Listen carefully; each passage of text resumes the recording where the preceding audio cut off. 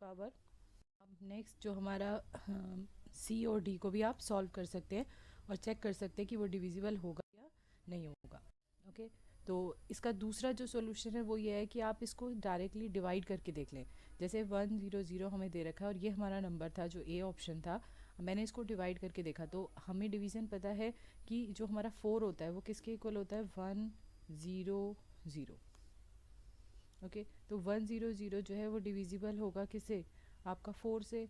तो सॉरी 4 होगा, तो इसको कैसे डिवाइड करेंगे, पहले हम 1 से करेंगे। तो 100 हम इसके नीचे लिखेंगे 100। अगर हम देखें तो 0 माइनस 0 0 होता है, 0 माइनस 0 0 और 1 माइनस 1 0। तो यहाँ पर तो हमारी कोई टर्म बचेगी नहीं। नेक्स्ट हमारे पास है 101। अब हमने 3 टर्म उतारी है तो हमने ऊपर क्या डिफाइन कर दिया, 0। फिर हम इसे 1 से करेंगे तो 100। अब देखिए तो 1 माइनस 0 क्या होता है, 1। 0 माइनस 0 0, 1 माइनस 1 0। अब हमारे पास आया 1। हम ऊपर से उतारेंगे, यहाँ से हम ले लेंगे नेक्स्ट वैल्यू 1 और उससे नेक्स्ट ले लेंगे हम 0। अब फिर हम इसे 1 पे करेंगे तो 100। यहाँ पर 0 से 0, यहाँ पर 1 से 1 और यहाँ पर हमने नेक्स्ट टर्म उतार ली 0।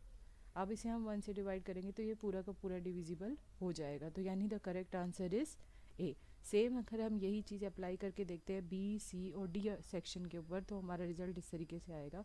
ये हमने अप्लाई, मैंने आपको एक एग्जांपल में डिफाइन कर दिया सी वाले ऑप्शन को सॉल्व करके। तो the correct answer is A. Okay, the second question is octal equivalent of binary number 567। 567 का ऑक्टल इक्विवेलेंट वैल्यू फाइंड करनी है और हमारे पास ऑप्शन दे रखा है A B C D. Option नहीं है 1064, 1267, 1167 एंड 1067। तो इसको सॉल्व करने का सिंपल सा तरीका है कि सबसे पहले हम डेसिमल नंबर को कन्वर्ट कर ले बाइनरी नंबर में और उसके बाद हम उसको 3 के ग्रुप्स में डिवाइड कंबाइन कर ले और फाइंड कर ले ऑक्टल वैल्यू।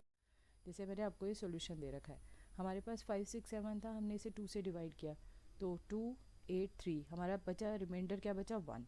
फिर हमने 2 से डिवाइड किया तो हमारा रिमाइंडर बचा 1। फिर 2 से डिवाइड किया, रिमाइंडर 1। फिर 2 से डिवाइड किया, रिमाइंडर 0। इस तरीके से हमने इसे पूरा सॉल्व कर लिया। और जब हम इसे लिखेंगे, रिटर्न में लिखेंगे, तो हम इसे लिखते हैं डाउन टू अपवर्ड। तो हमने लिखा 1000 10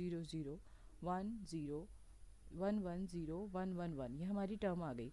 अब हम इसे 3 के ग्रुप में डिवाइड करते हैं तो ये 3 ये हो गया, 110001। अब लास्ट में हमारा सिर्फ क्या बचेगा, ओनली 1 बचेगा। तो ये ओनली 1 बचेगा। तो इसको हमें कैसे करना है, इसके आगे हम 0 अपने आप डिफाइन कर देते हैं। तो अगर मैं इसको सॉल्व करती हूँ तो हमें पता है कि 2 की पावर मैं ऑलरेडी बता चुकी हूँ कि 111 किसके इक्वल होता है, ये 2 की पावर 0, 2 की पावर 1 और 2 की पावर 2। तो 2 की पावर 0 क्या होता है 1, 2 की पावर 2 2 और 2 की पावर 1 2 और 2 की पावर 2 4। तो ये टोटल कितना हो गया 7। तो यानी 111 जहाँ लिखा होगा उसकी वैल्यू क्या होगी 7। सेम ऐसे ही किसकी वैल्यू 110 की वैल्यू होती है 6, 000 की वैल्यू 0 और 001 की वैल्यू होती है 1067, दैट इज़ डी। ओके, तो हमारा सिंपल तरीका था, सबसे पहले हम ऑक्टल में अगर हमें फाइंड करना है तो हम जो हमारे पास डेसिमल नंबर है उसे बाइनरी में कन्वर्ट करते हैं और उसके बाद क्योंकि ऑक्टल की बात कर रहे हैं, 0 to 7 की बात कर रहे हैं, तो उस केस में हम क्या करेंगे, हम उसे 3 के ग्रुप्स में डिवाइड करेंगे और फाइंड करेंगे। ओके, अब सेकंड क्वेश्चन था the two's complement of binary number this. Already complement वाला भी मैं अपनी प्रीवियस वीडियो में करवा चुकी हूँ, एक बार आप उसको गो थ्रू होना अगर आपको ये क्वेश्चन नहीं समझ आ रहा है, एंड देन उसके बाद इसकी एक्सप्लेनेशन देखना। तो इसका सोल्यूशन क्या है आपका, हमारे पास ये नंबर है और इसे हमें क्या फाइंड करना है, टूज कॉम्प्लीमेंट। तो किसी भी नंबर का वंस कॉम्प्लीमेंट फाइंड करने के लिए हमें कुछ नहीं करना होता, जो हमारा 0 है उसे हम किस में कन्वर्ट कर देते हैं 1 में, और जो 1 वैल्यू है उसे किस में कन्वर्ट कर देते हैं 0 में। ओके, तो ये हमारा नंबर था, तो इसको कन्वर्ट करेंगे तो 1 0 1 0 1 0 1 0। तो ये हमारी ये टर्म आ जाएगी। तो यानी आफ्टर वंस कॉम्प्लीमेंट हमें ये वैल्यू मिल जाएगी। अब हमें इसका फाइंड क्या करना था, टूज कॉम्प्लीमेंट। तो टूज कॉम्प्लीमेंट में कुछ नहीं करना होता है, जो भी हमारा वंस कॉम्प्लीमेंट है उसमें हमें ऐड कर देना होता है 1। तो अगर मैं इसमें 1 ऐड करती हूँ तो 1 एंड 1 क्या हो जाएगा 0 और कैरी क्या चला जाता है 1, और 1 और 0 क्या होगा आपका 1, और सारी वैल्यू रेस्ट ऑफ वैसी रहेगी 1 0 1 0 1 1। तो जो करेक्ट आंसर हमारा बनकर आएगा that is 01010110. Okay, the correct answer is C. Okay, now the fourth question is hexadecimal number A0 has decimal value. एक हेक्साडेसिमल नंबर है जिसमें नंबर जो है A0 उसकी क्या वैल्यू होगी डेसिमल में. और इसी का सेम इसी जैसा एक क्वेश्चन और है आपका कि हमें 15th कॉम्प्लीमेंट फाइंड करना है हेक्साडेसिमल नंबर A01. ओके, तो सबसे पहले जो हमारा पहला है कि A0 का हेक्साडेसिमल है तो उसका हमें डेसिमल की वैल्यू फाइंड करनी है. तो हमें एक चीज़ हमें बहुत ज़रूरी है जो इम्पोर्टेंट है जो हमें पता होनी चाहिए कि हेक्साडेसिमल के अंदर हमारे पास टोटल 16 टर्म्स होती हैं, मतलब 16 नंबर्स होते हैं और वो होते हैं 0 to 15 से. तो 0 to 15 में जो हमारा 0 to 9 होती है वो तो सेम रहती है, लेकिन जो 10, 11, 12, 13, 14, 15 होती है उसको हम रिप्रेजेंट करते हैं A B C D E F से. तो अगर मैं यहाँ देखूँ तो मैंने लिखा था A0, तो A इंटू ये क्या होगा. अब मैंने आपको जैसे हम उसमें करते थे बाइंडी में वैसे ही यहाँ पर करेंगे, क्योंकि हमें हेक्साडेसिमल में दे रखा है और हमें डेसिमल में कन्वर्ट करना है तो हम उसको 16 से करेंगे. तो 16 की पावर 0 इंटू 0 इन प्लस 16 की पावर 1 इंटू ए. अब ए यहाँ पर किसको रिप्रेजेंट कर रहा है, दैट इज रिप्रेजेंटेड 10. तो 10 इंटू 16 प्लस 0, ये तो 0 हो जाएगी हमारी टर्म 0 से मल्टीप्लाई होके. तो हमारे पास जो रिजल्ट आएगा दैट इज़ 160. ओके, तो करेक्ट आंसर इज़ 160. हमें ये वैल्यूज़ याद होनी चाहिए कि A11, 12, 13, 14, 15 की वैल्यू क्या है. सिमिलरली हमारे पास एक क्वेश्चन और था कि A01 का हमें 15th कॉम्प्लीमेंट का फाइंड करना है. अब मैं प्रीवियस वीडियो में कॉम्प्लीमेंट निकालना आपको बता चुकी हूँ, तो आप एक बार उसको देख लेना. वैसे मैं आपको बताती हूँ 15 कॉम्प्लीमेंट अगर किसी भी नंबर का निकालना होता है हेक्साडेसिमल नंबर का, तो हमें उसे 15 से माइनस करना होता है. तो यहाँ पर मेरा क्या है, 15 किसको रिप्रेजेंट कर रहा है, एफ़ को. ओके, तो मैंने क्या किया, हमारा नंबर क्या था A01, इसका फाइंड करना है तो हमने इसे एफ से माइनस कर दिया, एफ यानी 15 से. तो 15 माइनस 1 क्या हो गया, 14. 15 माइनस 0 15 और 15 माइनस ए यहाँ पर किसको रिप्रेजेंट कर रहा है, 10 को. तो यहाँ पर हमारा रिजल्ट आ जाएगा 5. तो ये हो जाएगा 5, अब 15, 14. और अब अगर हम इसको हेक्साडेसिमल में लिखे तो 14 किसको रिप्रेजेंट करता है, ई को. 15 किसको रिप्रेजेंट कर रहा है, एफ को. और 5. तो the correct answer is 5FE. Okay, तो जो इस वाले का था इसका हमारा करेक्ट आंसर आया था 160. और जो सेकंड वन है कॉम्प्लीमेंट वाले का उसका करेक्ट आंसर आया था हमारा D. Okay, next, which among the following are the lowest computer storage size. ये हमारा इसमें से हमें बताना था कि कौन सा हमारा लोएस्ट कंप्यूटर साइज है. तो ऑलरेडी मैं आपको बता चुकी हूँ कि सबसे पहले हमारे पास बिट से मिलकर क्या बनता है हमारा बाइट. बाइट से मिलकर नेक्स्ट हमारा क्या बनता है, किलोबाइट. किलोबाइट के बाद क्या आता है आपका, मेगाबाइट. मेगाबाइट के बाद क्या आता है आपका, गीगाबाइट. गीगाबाइट के बाद क्या आता है आपका, ठीक है. तो ये इस तरीके से हमारी हायरार्की चलती है और ये ऑलरेडी मैं आपको एक्सप्लेन कर चुकी हूँ प्रीवियस वीडियो में. तो इसके अकॉर्डिंग अगर हम देखें तो हमारा किलोबाइट पहले आ रहा है किससे, मेगा, गीगा, टेरा और पेंटाबाइट से. तो the correct answer is B. Okay, ये हमारा 6th क्वेश्चन था. नेक्स्ट हमारा 7th क्वेश्चन है, vacuum tubes used in which generation of computer. हमारी वैक्यूम ट्यूब जो होती है वो कौन सी जनरेशन ऑफ कंप्यूटर में यूज़ होती है.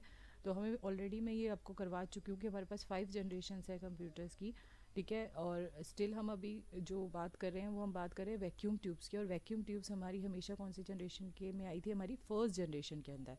फर्स्ट जनरेशन में वैक्यूम ट्यूब्स आया था. सेकेंड जनरेशन में आपका ट्रांजिस्टर्स आए थे. थर्ड जनरेशन में हम आईसी की बात करते हैं. और फिफ्थ जनरेशन जो है जिसमें हम आर्टिफिशियल इंटेलिजेंस रोबोटिक्स की बात करें जो हमारी अभी करंट चल भी रही है. तो ये हमारा इसका सॉल्यूशन है कि vacuum tube used in which generation. तो that is the correct answer is C. Okay, तो लोएस्ट मेमोरी क्या थी आपकी, किलोबाइट. और vacuum tube use in which generation of computer, that is C, first generation. Okay, now the 8th question is, the sum of two decimal number 23D and 9AA gives the hexadecimal number. हमें ये बताना है कि हमें दो number दे रखे हैं और दोनों ही हेक्साडेसिमल में है और हमें ये फाइंड करना है कि इन हेक्साडेसिमल नंबर का सम क्या होगा. अब आप इसके दो तरीके से, वही कि आप इसको पहले किस में कन्वर्ट कर लो, बाइनरी में, और फिर उसके ऊपर एडिशन अप्लाई कर लो और उसका सॉल्यूशन निकालो. एक दूसरा तरीका जो मैं आज आपको एक्सप्लेन करने वाली हूँ वो ये है कि सबसे पहले हम क्या करते हैं, हम अपने दो नंबर लिखते हैं, तो हमने लिखा 23D 9AA। ये नंबर जो है हम उनको ऐड करते हैं, तो हमें पता है कि D और A, D किसको रिप्रेजेंट कर रहा है हमारा, D रिप्रेजेंट 13, ठीक है, और A रिप्रेजेंट कर रहा है हमारा 10। तो 13 और 10 हमारा हो गया 23। ओके, अब हमें पता है कि हमारे जो नंबर होते हैं वो 0 to 15 होते हैं, ठीक है, या टोटल नंबर हमारे पास कितने होते हैं इसके अंदर हेक्साडेसिमल में 16। तो हम 16 से ज़्यादा वैल्यू 15 से ज़्यादा वैल्यू हम इसके अंदर रिप्रेजेंट कर ही नहीं सकते। तो यानी हम 23 को रिप्रेजेंट नहीं कर सकते, क्योंकि हम रिप्रेजेंट सिर्फ 0 to 15 तक ही वैल्यू कर सकते हैं। तो उस केस में हमें क्या करना पड़ेगा, 23 को में से हम 16 को माइनस करते हैं। ओके, तो अगर हम 23 में से 16 को माइनस करेंगे तो हमारे पास क्या बचेगा, 7। तो हम यहाँ पे क्या लिखते हैं, 7। बट क्योंकि हमारे पास एक वैल्यू एक्स्ट्रा हो गई थी, उसको हम आगे कैरी फॉरवर्ड कर देते हैं, तो हमारे पास नेक्स्ट जो टर्म आएगी उसमें हम 1 को ऐड कर देंगे। क्यों, क्योंकि हमने इसमें से माइनस किया है तो हम उसको आगे ऐड करेंगे। सेम ऐसे ही हम ऑक्टल के लिए भी करेंगे, सेम ऐसे ही अगर हमारे पास बाइनरी में दे रखा है तो हम उसमें भी करेंगे, और ऐसे ही हम डेसिमल में भी करते हैं कि अगर हमारा ज़्यादा वैल्यू है आ रही है तो हम एक आगे फॉरवर्ड कर देते हैं। जैसे फॉर एग्जांपल उसमें भी हमारे पास 0 to 9 टर्म्स होती हैं। अगर हमारे पास आ रहा है कि फॉर एग्जांपल 16 आ रहा है तो हम 6 नीचे लिखकर 1 आगे कैरी फॉरवर्ड करते हैं, तो सेम ऐसे भी यहाँ पर भी हम 1 के आगे कैरी फॉरवर्ड करेंगे। तो अब यहाँ पर अगर हम देखें तो A जो है वो हमारा क्या था, 10, 10 + 3 13 + 1। अब ये क्या हो जाएगा हमारा, यहाँ पर 13 की जगह पे यहाँ पर हो जाएगा 14। और 14 किसको रिप्रेजेंट कर रहा है, दैट रिप्रेजेंट द ई। तो यहाँ पर क्या आ गया, ई। और 9 10 11 11 किसको रिप्रेजेंट कर रहा है, दैट रिप्रेजेंट बी। तो the correct answer is BE7। Okay, for example इसी को एक्सप्लेन करने के लिए मैं फॉर एग्जांपल एक नया एग्जांपल ले लेती हूँ।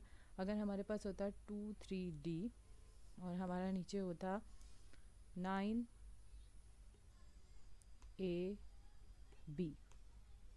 ओके, तो इसका आंसर क्या आता है आपका। अब हमें पता है कि D किसको रिप्रेजेंट कर रहा है 13, B किसको रिप्रेजेंट कर रहा है 11, तो ये टोटल कितना हो गया आपका 24। अब 24 तो हम ले नहीं सकते, तो हम इसमें से क्या करेंगे, 16 को माइनस करेंगे। तो 16 को माइनस करके रिजल्ट में क्या आ गया 8, तो हम यहाँ पे क्या लिख देंगे 8, और यहाँ पर हम एक कैरी फॉरवर्ड कर देंगे, और ये कितना हो जाएगा 14। अब 14 आ सकता है क्योंकि 0 to 15 तो हम लेते ही हैं, और यहाँ पर क्या हो गया आपका 11। तो यह आंसर आएगा BE and 8। ओके, तो ये दूसरा तरीका है, इसको हम बाइनरी से भी सॉल्व कर सकते हैं, बट ये आपका तरीका ज़्यादा बेटर है अगर हम हेक्साडेसिमल में ही माइनस करना चाहते हैं। Okay, so the correct answer is BE7। Now the 9th question is which of the following is a volatile memory of computer. Volatile memory आपकी वो मेमोरी होती है कि अगर कभी भी कंप्यूटर के अंदर अगर फेलियर हो जाता है या पावर ऑफ हो जाती है, देन उस केस में जो भी हमारा डेटा है, अगर वो आपका डेटा लॉस हो जाता है तो वो मेमोरी क्या कहलाती है आपकी, that is called a volatile memory. तो जो हमारी कंप्यूटर के अंदर रैम होता है, जहाँ पर कि हम जो भी काम कर रहे होते हैं वो सारा काम हमारा हमेशा रैम के अंदर हो रहा होता है। तो रैम जो मेमोरी है, जब भी अगर हमारा फेलियर होता है और उसमें जो डेटा होता है वो लॉस हो जाता है, तो that is called a random access memory, और वो हमारी किस टाइप की मेमोरी में आती है, दैट इज़ वॉलेटाइल मेमोरी। तो the correct answer is A. Okay, जबकि जो रोम है that is read only memory, ये हमारी क्या कहलाती है आपकी, that is non volatile memory. वो क्या है हमारी, नॉन वॉलेटाइल, यानी इसके अंदर जो हमने लिखा हुआ है या जो डेटा है वो हमारा लॉस नहीं होता है। सिंपल सी बात है, जब भी हम काम कर रहे होते हैं, अगर हम कंप्यूटर की बात करें तो जो हम जब भी हम कोई भी काम या प्रोसेसिंग कर रहे होते हैं वो हमेशा कौन से वाले मेमोरी के अंदर होती है, दैट इज़ रैम के अंदर। अगर हमारी रैम ज़्यादा होगी तो हमारे कंप्यूटर की स्पीड काफ़ी अच्छी होगी और हमारा स्पीड की प्रोसेसिंग बहुत अच्छी होगी। मोबाइल फ़ोन में भी आजकल रैम बहुत ज़्यादा रैम हम कंसीडर करते हैं ताकि हमारी प्रोसेसिंग फास्ट रहे। तो रैम किस टाइप की मेमोरी होती है, that is a volatile memory. ठीक है, तो correct answer is A. Next, who is the father of computer. Who is the father of computer, तो the correct answer is Charles Babbage. Charles Babbage को हम कहते हैं he is the father of the computer. इसके अलावा जो हमारे पास ऑप्शन दे रखे हैं, option A that is Tim Berners Lee, इन्होंने डेवलप किया था वर्ल्ड वाइड वेब, जो हम इंटरनेट का पढ़ते हैं, that is WWW। Previous video में, सॉरी, जो आगे वीडियोस डिस्कस करेंगे उसमें मैं आपको इनके बारे में भी बताऊंगी। तो टिम बर्नर ली होता है जिन्होंने डेवलप किया था वर्ल्ड वाइड वेब। सेम ऐसे जॉन मैकली, इन्होंने डेवलप किया था आर्टिफिशियल इंटेलिजेंस का, ये जो रोबोटिक्स चल रहे हैं, जो हमारा ये सारा कॉन्सेप्ट डेवलप किया था जॉन मैकले ने। इसके बाद आता है डेनिस रिचर्ड। डेनिस रिचर्ड जो है इन्होंने डेवलप किया था सी लैंग्वेज। सी लैंग्वेज हमारी एक प्रोग्रामिंग लैंग्वेज है जिसमें मोस्ट ऑफ द हमारे कंपाइलर्स और सॉफ्टवेयर डेवलप हुए हैं।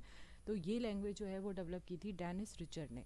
ओके, तो the correct answer of is RAM, that is read only memory, sorry random access memory.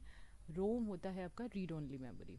Okay, और 10th जो है who is the father of computer, that is Charles Babbage. Okay, तो correct answer is B. Thank you so much. Please subscribe and like my channel. We are Study Rashmi Raturi for better education. Thank you.